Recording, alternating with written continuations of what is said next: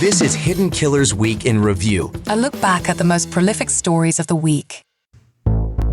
This is Hidden Killers with Tony Brueski. Travis Decker, he is the man, as of this recording, that is on the loose. There's a manhunt going on for this man out in the state of Washington.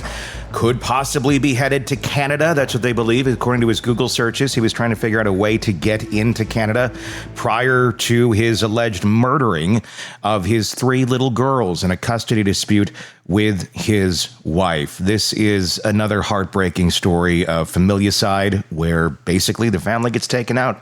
I can't have him. You can't have him. Nobody can have him. A real messed up way of thinking. And there were the warning signs. There was a lot of warning signs. The judge still thought, even though you're homeless and living in the back of your truck and you've taken these girls to a place to sleep amongst 20 other homeless men, you still can get weekends. That seems about right.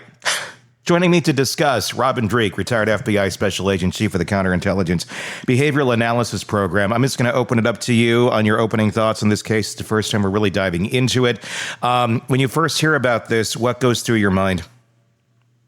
The first thing is the tragedy of the girls, and I immediately shifted to seeing his behavior pattern of really loving his girls. And then you hear the military background, and you see the PTSD and bipolar disorder, and then so you're automatically thinking murder suicide in situations like this, but with an escape plan. Tony, this is such a complicated situation, complicated man to me, that I've had a hard time wrapping around, just because he's complicated and it's hard to understand. First, the familiar side, obviously, but even more so his behavior after it, which doesn't fit a pattern of what we typically see.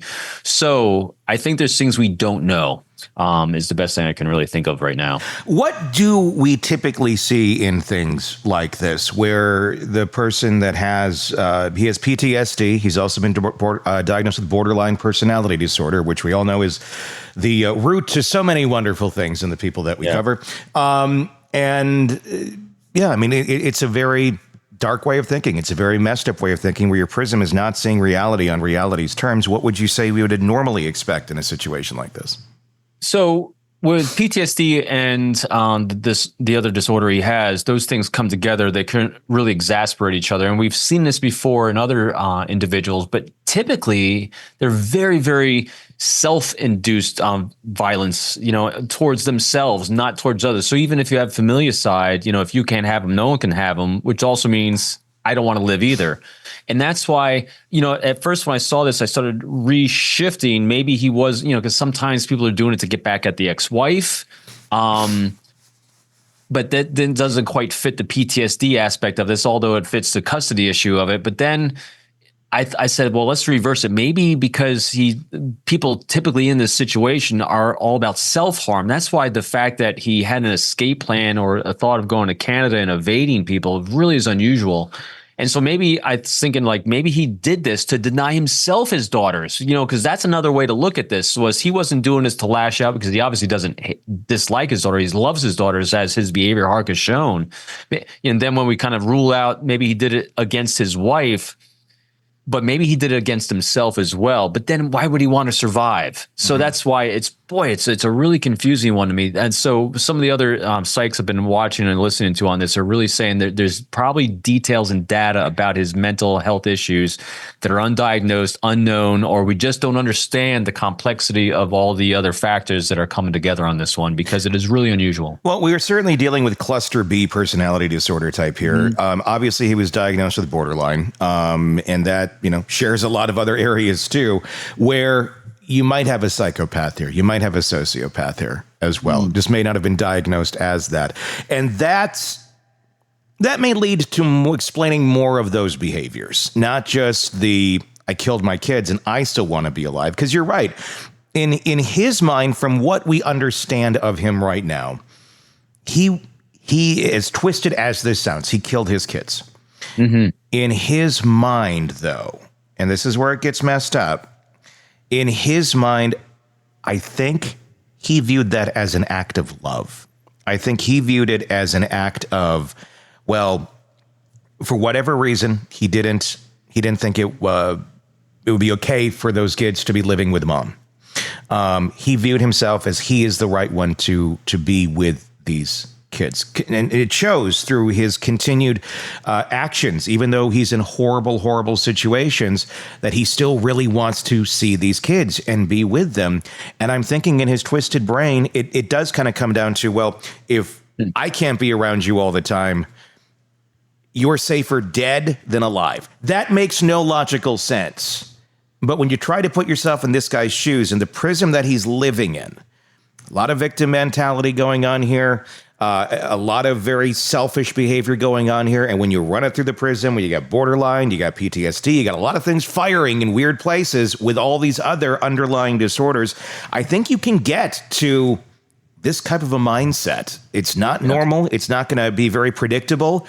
But I think that that's probably what is going on here. I think his version of love is not other people's version of love, but his version of love was this. And that's a scary thing, because that allows someone then to give themselves the permission to do that because they believe they're doing the right thing through their own prism. That's how I would take it. That's a really interesting leap. Shame on me for not seeing that optic, because I was thinking, all right, so we're focusing on the ex-wife, we're focusing on him, and the girls were just a tool in his world of one versus the other. But actually, from the optic, like you just presented, of he did it as an act of love for them. Hey, when all other things are implausible and aren't explained, that one actually fits more than anything else I can think of. It's because it's really, really interesting, because and you said the word psychopath in there, and psychopathy has a lack of empathy, predator, and he just doesn't, people that have high levels of psychopathy don't love their daughters as has been described again in social media and what we've seen, like he has. Being able to do harm against your daughters doesn't mean you're a psychopath. It means you have a lot of other crap going on sideways in your life with a broken brain, as he has clearly demonstrated. But I actually see that as an interesting thing, because otherwise, why would he want? I still don't get the why he wants to continue to live. That was. Yeah, but the daughter angle for saving them, again, you put the Tony and Robin hat on together, and that's an interesting take on it. It really is. I hadn't heard that before. It's a very different situation, but I think the only one recently that I can think of is like Lori Vallow. She believed killing those kids was the right thing to do through her prism. Through her prism, she was getting rid of the devils. She was getting, and they're going to be in a better place. Nutter, though. Completely. But she did function for a good portion of her life without getting in criminally trouble for anything, because she wasn't doing anything. This man led most of his life, serving his country, being a dad. Then things went really downhill. Something changed. Some way of his thinking made him not compatible with the rest of society, but he still functioned there, or he still existed there, I should say, although his prism was completely off from everyone else. That's why I'm wondering what was going through his mind, what was telling him that killing these kids is the right thing to do. Was it just a big F you to the ex-wife? I mean, that could be the simple explanation, and on the surface, that's what everyone would go to. But there's usually a little more motivation to it, especially the fact that he's still alive and he's still going. I mean, maybe that is it. I don't know. We don't know the answer. I don't know that we ever will, because if he does get caught alive, who knows what his story is going to be at that point? Because these are probably thoughts and emotions that are coming and going. Had it been a different day, maybe he would have killed the kids. Maybe he would have tried to run to Canada with them. But for whatever reason, at that moment in time, something triggered him enough to think this is the best option to go with. I don't know. Yeah, the Lori Vallow analogy, it's an interesting one. I'm glad you thought of it, that gave you the leap on this case, because I think it's an interesting angle. Although, remember, Lori Vallow did that all for her own benefit because of life insurance policies and to rid herself of kids, so she could live her life, a fantasy life in Hawaii. Yes, but she believed it though. That's the thing. Was that the ultimate reason that she did it?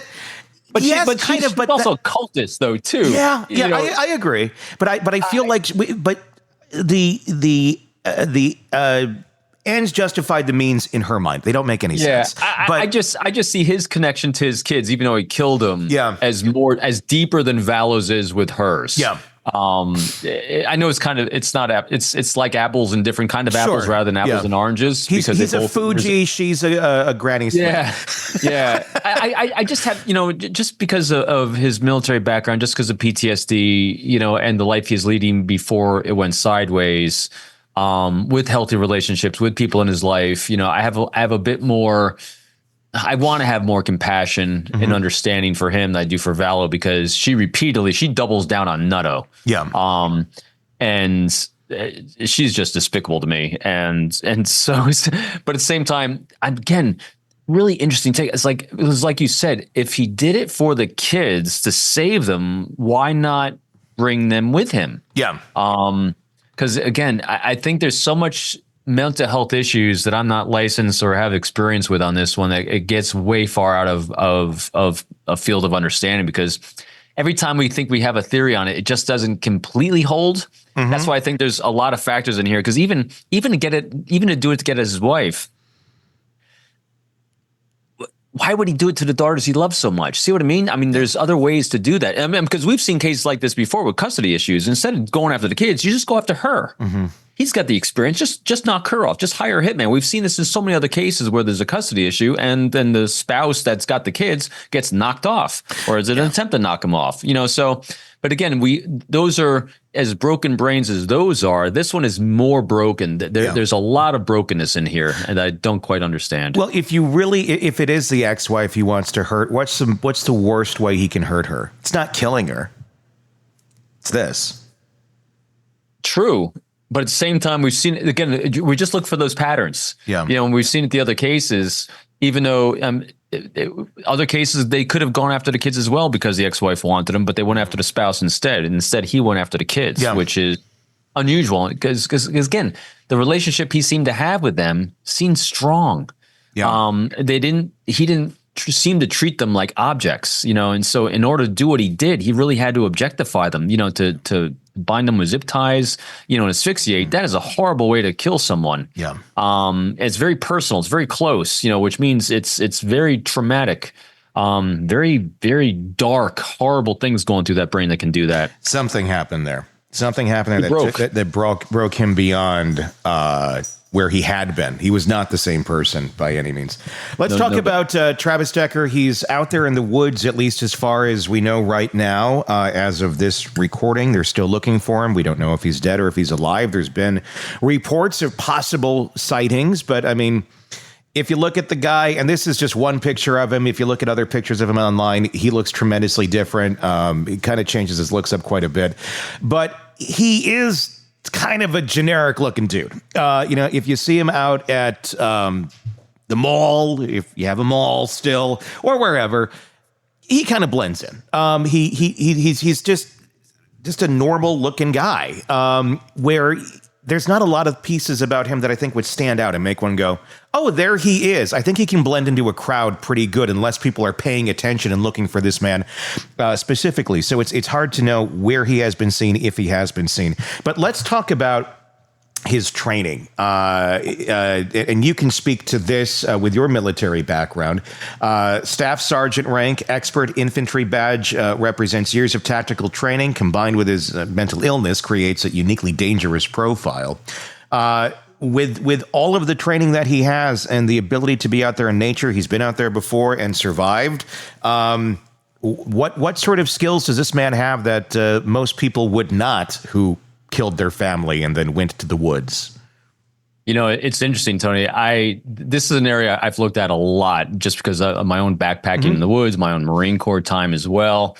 And people sometimes will make this leap, and I think the news is doing this right now. The mainstream media is saying that because he has this military background, he has military and survival skills. No, it's really kind of apples and oranges. When you're deployed in the infantry and have the skill set he has and the training he has, you generally are supplied, when you go out in the field. And you have resources that are available to you, even though you're out in the field and you're doing these, high-speed operations. But the one thing that sets him apart because of his background, being a staff sergeant, infantry, And this experience is he has experience and reps in suffering, patience, and being uncomfortable. That is what the edges that he has and what the military has, is that you can really suck in situations and just keep on going. So that's what the training really is. And that's why he didn't rely on his military training. He actually went and actually lived off grid for a while. He did these backcountry things because he didn't have reps in that. Because I am, as you and I have talked, I am a survival show junkie, reality survival shows. And regardless of them, with people with military backgrounds, it is a skill set that's not the same as a survivalist. And we've seen this with other people too, on other cases where they said, oh, he's got military background, he must be able to survive well in the woods. Not necessarily, because survivalist is survival skills in backcountry is a very, very different thing than actually military background. Military is skilled in suffering, patience, and being uncomfortable for long periods of time, which he's going through. So if he's still alive. So that's why I think he added on top of those skills before he did this. That's why which is also interesting. This was not impulsive. This was a plan. Yeah. And that's what is also is very interesting about this is, we were speculating earlier, did something kind of snap at that moment and he decided, but the evidence doesn't really point that way. It points like this was very premeditated, at least getting out there in the wilderness certainly was, because he's done it. He's learned how to do it after the fact, after he got out of the military. So that would imply, one of two things. Either he wanted to be kind of an off-grid type dude, or he was planning for doing exactly this. I mean, and the fact that he did come in with the zip ties, with the plastic bags, with everything when he picked the kids up, he knew what he was going to do. So there was some time sitting there going, I'm going to kill my kids. And enough to, go pick him up. Now, the mom said he seemed a bit off that day. But the court said, it's time for him to go visit the kids, even though he hasn't followed any of the orders that we gave him to go get help. Still, the law says you have to give him over. He seemed to have this in his mind for quite a while. I think that's what makes it even more disturbing, because it's like, what kind of human being are we dealing with here? As a behavioral expert, all of that, when you put it together, is that what makes this so troubling? Yeah, because he had also no background of violence or aggression either. So again, it really didn't fit a pattern. But you hit a key thing right there too, that the ex-wife saw that or felt something was off, because there's a deviation from pattern. It reminded me, as you're saying, that in the world of aviation, which we've seen horrible aviation tragedies recently, or whether you're on a naval ship, the pilot in command or the captain of the boat is literally the person in charge of the safety. They have the final call for everything. In this case, believe it or not, I think the mother can make that final call for safety. And, we want to rely on the courts because we think the courts and a system is in place, and they're in places for safety and security. But at the final moment, the decision can be the mother's, or should be the mother's, because when something doesn't quite fit, make that call. Like when I'm flying in the air traffic control will tell me where to go, how to go, and what altitudes to be at and everything. But if I see there's an issue in the air, or something doesn't make me feel right, there's a weird noise in a plane, there's something going on behind me, there's something, I make that final call and I tell them, here's what I'm doing and here's why I'm doing it. Screw you, because safety comes first. And believe me, this is not victim blaming on the mother here whatsoever. This is more of a trying to help people empower themselves. When something doesn't feel right, it means you're picking up on incongruencies from what you normally see. There's something going on. No emergency takeoff. Slow down, assess, and then just back away. Get out of that situation, because you could be wrong, you could be right. But you know what? I'd rather be wrong 95% of the time and right 5% of the time, and I'm going to save a life. Because you can't go back and fix it. Yeah, you can't fix it if you are right, but you feel like you have to do the wrong thing because of a piece of paper. Or because some judge who doesn't really know your case very well and is just having a shitty day and is like, well, whatever. That's not safety. That's not going to protect your kids. That judge is not going to protect your children. And there's no accountability for them either if they get the ruling wrong. And I'm not victim blaming either. I think this needs to be something that is really evaluated. It is certainly something that can be abused by parents who are selfish and don't want to share custody of their children when there is no reason to be fearful. But there are plenty of situations where there is plenty of reason to be fearful. And if that person who is there to see your children, who already has been diagnosed with borderline, has been diagnosed with PTSD, has shown a pattern of irresponsible behavior, going and taking the kids to go sleep at a home with a bunch of other homeless men, it's insane. Then the judge still thinks, oh, yes, you can have unsupervised visitation. Clearly not a good choice by that judge. And as a parent, you're supposed to be abiding by those rules. But at the end of the day here, if you're ever in that situation and you're a parent, go and lead on the side of maybe maybe you need to protect your kids. Maybe there is some reason that there's incongruent behavior here, because you can't get them back if you make the wrong choice. And unfortunately, that is exactly what happened here. A system basically forced a mother to give her kids to a person she knew was not safe, even though she'd objected to it. And then exactly what she's been objecting to and saying, hey, this could happen, he's not safe, happened. And who's going to be accountable? Well, him, maybe, but it might be dead. But the people who said this is what you have to do, there's no accountability there. They move on to the next case. And that's a messed up thing that we have in our society, where the rights seem to lean heavier to the potential abuser than it does to the people that are truly trying to protect the kids.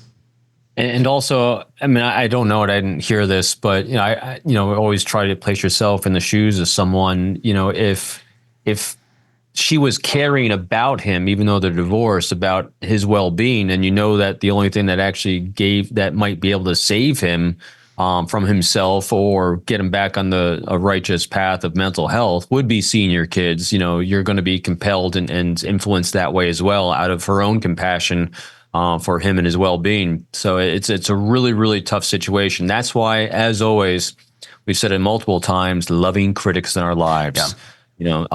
Just don't be the sole one making the decision on this. Bounce it off someone who's more objective for you and cares deeply about you, because big decisions like this, when you see red flags going off, you're not going to be objective enough for yourself as you might need to be. Have someone you can bounce it off. Say, hey, here's what I'm seeing. Here's what's going on. Let's take a big pause and let me bounce it off here. And if no one comes, in other words, if there's not let's just go to the behaviors of trust, open, honest communication and transparency. I need to have that in order to feel safe, so I can feel safe leaving my kids with you. Yeah. I want to know, I want verification that you're on your meds. I want verification of where they're going. I want to know who they're going to be going with. I want to know, see, again, and if there's a lack of transparency and there's an incongruence between the tempo of communication, we're backing off. And I'm sorry, and that's something you can reasonably then articulate to law enforcement, or a judge or a court or something else. Granted, I know systems sometimes get bogged down in paperwork and data without the personalization side. But I remember inside the FBI when I was working, when it came to cases that involved human beings, which everything I dealt with involved human being, people want to see it on paper. They want to know what you're doing. They want to know the tempo of the case. And they're looking for facts, data, and details, which generally don't involve people, because people have a hard time writing about a relationship and the tempo of it, the development of it. But when you can then articulate, hey, here's a pattern I've seen in the past, here's what's deviated, here's what I need for transparency. In other words, you just have to be able to articulate what you are seeing that's deviated from what I'm expecting to see. Because when you tell law enforcement, or you tell a court, or you tell a judge, I just didn't feel it was safe, that's not good enough. No. Or it might be, but not with everyone. But you need to then be able to articulate, it was this, this, this, and this. And so that's the real takeaway here.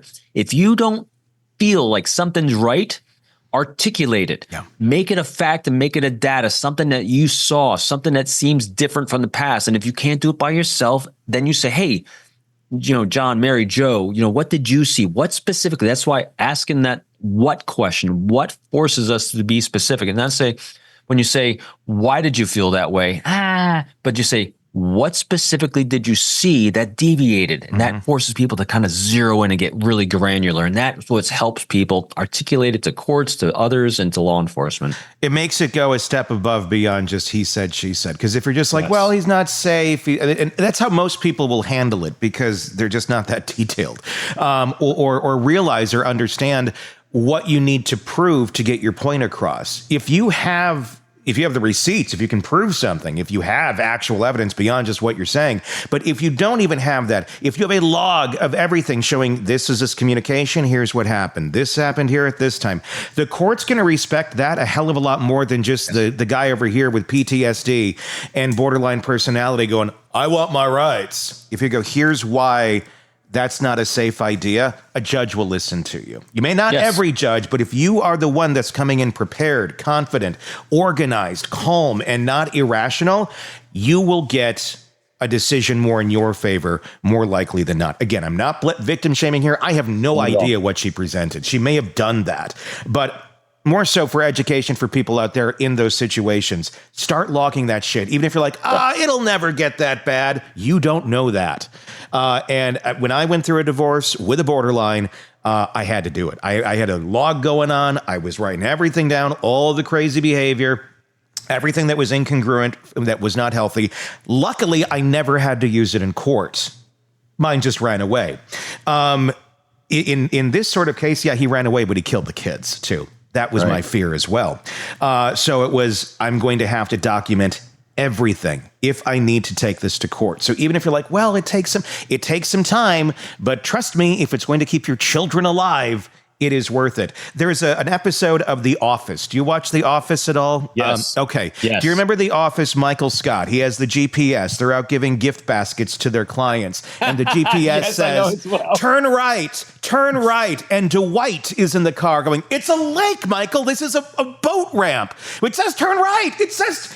But it's the GPS. It's wrong. No, it is right. And he just does it because the system said this is where you have to go. And then he drove his car straight into a lake. That is what I feel so many of us do because we think this system's going to protect us and that this border over here is going to protect us and this bumper over here is going to protect us. At the end of the day, who has your best interest at heart? You. Yourself more than anyone else. Just like you were saying in your flight, in aviation. Yeah, you got your tower. They are there. You need to listen to them. Unless you see something else that they simply do not have knowledge of that is going to impact your safety, you have to make the call. And in cases like this, more parents need to be empowered enough to make the call. And So here's a great philosophy that we've had in my family for a while now, that I use. I use it with my wife, with my children, my adult children. And that is every time we deal with a situation that someone has to make a tough decision outside of our family, we always say this: what can I do to make it easy for them to say yes? Side with me, go. And so in a case like this, if you start dealing with custody issues and like in this case in particular, the first thing you need to be thinking of is what can I do to make it easy for the judge to side with me? And part of that is the second you start getting into these things, you start baselining. What I mean by baseline is, to your point, you start journaling, you start writing, you start photographing your kids, your interactions, the places that pickups are happening, your observations, you start detailing and you date it. Because how many times have we seen in court where if someone presents a journal, because the journal says, well, it can be made up. Yeah, but you know what? You're not making up stuff on the second. And when you actually have a pattern that you're displaying for a judge or custody, family court, where you're journaling and you have periods of time, like every single visitation, every single day, boom, boom, boom, boom, periods of time. All of a sudden we started seeing a deviation. You can then articulate that to the court. And what's the other parent have or the person that might be going off the rails have? Nothing. So who's the court going to side? Because remember, systems can fail, but they're going to fail because it's a team. You got to do your part to make it easy for them to help keep your kids safe. So here's the thing. No one wants kids to be in jeopardy. No one wants people to be unsafe. But what are you going to do? See, there it is, that what question. What specifically are you going to do to make it easy for them to side with you to keep your kids safe? That's the mindset to have. 'Cause And part of that is keeping records, because what you're doing by record keeping is you are baselining. Yeah. Everyone's always asking, what's behavioral baselining? It's just observing over periods of time to see patterns of behavior. That's what you're doing for the court. And it shows you're competent enough to do that, because I can guarantee Travis Decker was not competent enough to make a log well, number one, he had nothing to log against mom, but that wouldn't be going through his mind. He's not operating. It wouldn't make sense either. Yeah. No, it wouldn't make sense. He's not operating on that sort of a plane. So think about this. So even if he was journaling as well, and you have two journals that are now going to be presented to the court, I guarantee his broken brain is not congruent with thoughts and behaviors. I've talked to people, I've interviewed people. Like it's, from you and I doing this show together, we sometimes have some interesting cats that reach out for us, and you get these long diatribe emails from people from time to time that make no sense whatsoever. Even though they're journeying their asses off, they're making no sense. So you say, there's an issue here. And so I guarantee you, if this individual, if Decker was journaling, and you compare it to the mom's journal, the apples and oranges. It would stand out. It would, without a doubt, stand out. What do you make of this aspect of it? Because in some ways here, looks like he planned this out pretty well. He had the skills to do it. He trained himself for it. He had the stuff to go off into the wilderness. But he Googled how to get to Canada and various things of that nature, which were found right away. Like, okay, he had some premeditation here going on. Again, it's always funny because the Google seems to take down a lot of people when it comes to murder, when it comes to... what do you make of that? Because it seems to me like this is an obvious thing not to do, or you do it in some sort of rogue way that can't be searched. I mean, there are ways of doing that, but nope, just did that. So just right out there, right on the digital moment, evidence as out there, how to get to Canada. That seems bizarre if you're really planning this in a real slick way.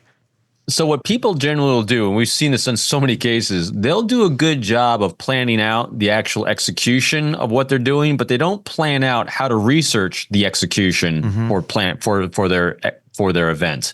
And so that becomes very impulsive, the planning stages. And so when things become impulsive during the planning stages, you're going to do stupid things like that. So even if he's aware of the fact that, people are going to look at my Google searches, in the moment, it's like, oh man, I'm going to have to get to Canada. I better, and so immediately before even thinking, you're saying, I got to Google how to get in Canada. Because literally what is probably going through his mind is like, well, I can't go across the border at a normal border place. I'm going to hike through the woods. I got to get through the woods, so that's what, he's just scheming in his mind how to do that. And it becomes very impulsive. And so planning stages can be impulsive as you're planning.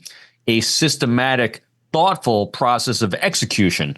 So here's a tip for people that are trying to get away with something. Skip that. Plan how you're going to plan before you start planning. The more you know. We should have the star. Another great example, again, it still hasn't gone to trial yet. We don't know, but Brian Koberger, he didn't plan how to plan. No, he did a decent job, but still didn't plan enough about how to plan, because law enforcement's ability, when they care about a case, to go back and do deep dives on you, it's pretty impressive. Even just since I retired, it's much more impressive now. And a quick point I didn't highlight enough about his military background. I don't want to disregard it. Is also most likely in there is his training on evasion. So if he's an infantry guy, if he's trained in any kind of reconnaissance, like I know Marine Corps Scout snipers are trained really, really well on how to stay hidden, how to evade detection and do reconnaissance and things like that, and stay off the grid. Yes, that's part of it. But also evasion and evation of detection is different than survival. So I just wanted to make sure I did include he has probably skills in evading, but maybe not survival. How long do you think this guy can stay off the grid and not get caught without dying? Well, 3 days without water and about 21 days without food is what the body can survive on. So that's why, from what I'm seeing is they're staking out and they're looking at those kind of places that, unless he has caches that he planned out ahead of time about how he's going to do that.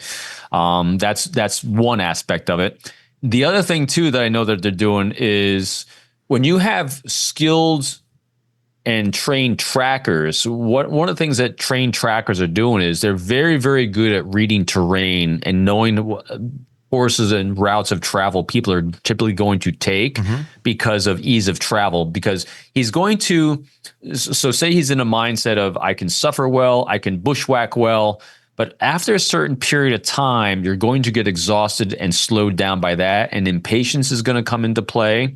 A sense of safety from not seeing contact with anyone is going to come into play. So some laziness is going to come into play, which is going to then, the terrain is going to start channeling you in logical areas and logical routes of travel. And so most likely they got trackers doing just that as well, not just assessing viable sources of water and food, but also assessing the terrain and viable tracks that he might be taking. And so that's where they're going to be focusing efforts. If he's alive and they don't find him dead, how do you, or both cases here, like you just described, at some point, fatigue is going to come into play, mentally, physically, all of it, because he's human. When he reaches that point, when it's just, I'm going to take this easier route over here because it just looks like a better terrain to go through. There's water that way. Yes, it opens me up more, but he's probably going to lean more into, I'm exhausted, I'm good this so far, they haven't found me, and then you have that. Or you have the, I'm exhausted, I'm just going to end it. Do you think we find him dead, or do you think we find him still, trying to forage his way through the forest? The longer this goes, my laws of probability in my head are saying we're going to find him dead. Yeah. Or not find him at all because he's going to be hidden under a rock someplace just dead. Yeah. Because again, so if you couple his ability to suffer long periods of time in deprivation, and who knows what the effects of food and calorie deprivation, sleep deprivation is going to exacerbate his PTSD and his other mental health issues, no medications. I mean, there's a lot of things that are playing in that broken brain. Him, again, I'm just surprised he didn't off himself already. Yeah. I think the likelihood of him doing that grows greater every single day he's out there just because of... Not because of a conscious choice. I think his unconscious broken brain is in total control right now. Yeah. It's gonna be But again, I don't want to disregard the fact that it's all still choices he is making, so he's still accountable for all his actions. Yeah, 1,000%. Craving non-stop true crime updates? Press subscribe now and get the latest cases, analysis, and expert commentary delivered straight to your feed. Only from the Hidden Killers podcast and True Crime Today.